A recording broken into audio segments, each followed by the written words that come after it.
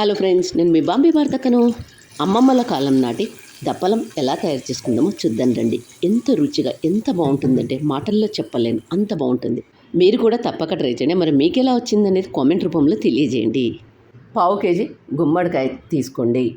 గుమ్మడికాయలో ఉండే విత్తనాలన్నీ తీసి వేసేసి ట్యూబ్స్ లాగా కట్ చేసుకోండి. ఉసిరికాయంత చింతపండుని తీసుకుని శుభ్రంగా వాష్ చేసుకొని హాఫ్ గ్లాస్ నీళ్లు పోసుకొని నానబెట్టుకోండి. గ్యాస్ ఆన్ చేసుకుని బాండీ పెట్టుకుని ఇందులో 1/2 టేబుల్ స్పూన్ మెంతులు వేసుకొని సన్నటి మంట మీద వేయించుకోండి. మెంతులు 70% వేగిన తర్వాత ఇందులో 4-5 ఎండుమిర్చిని వేసి వేయించుకోండి. గ్యాస్ ఆఫ్ చేసే ముందు 1 టేబుల్ స్పూన్ జీలకర్ర వేసుకోండి. బాండీ వేడికే జీలకర్ర వేగుతుంది.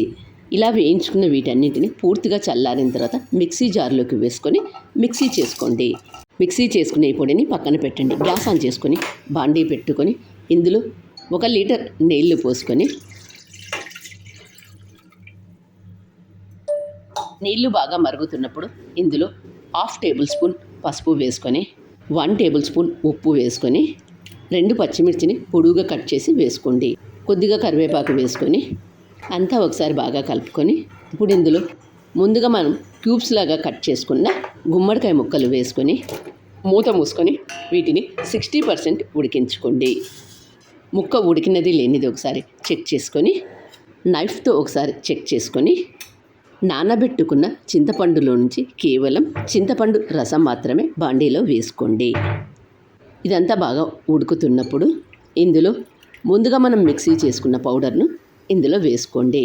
అంతా ఒకసారి గరిటెతో కలుపుకొని ఒక గిన్నె తీసుకొని అందులో 2 టేబుల్ స్పూన్ల పొడి బియ్యపిండి వేసుకొని 1/2 గ్లాస్ నీళ్లు పోసుకొని ఎక్కడ ఉండలు లేకుండా బాగా కలుపుకోండి. ఇలా కలుపుకున్న దాన్ని ఇలా బాగా మరుగుతున్న దానిలో వేసుకోండి. వేసుకున్న తర్వాత గరిటెతో మరొకసారి బాగా కలుపుకోండి.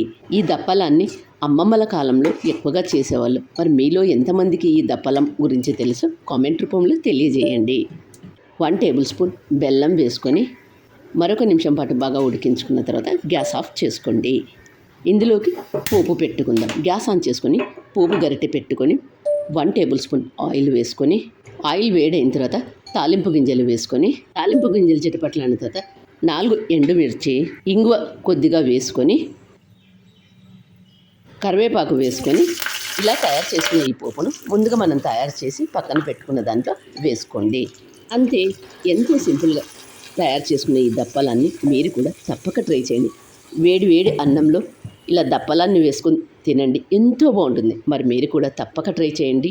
మరి మీకు ఎలా వచ్చిందనేది కామెంట్ రూపంలో తెలియజేయండి. వీడియో నచ్చినట్లయితే ఒక లైక్ ఇవ్వండి.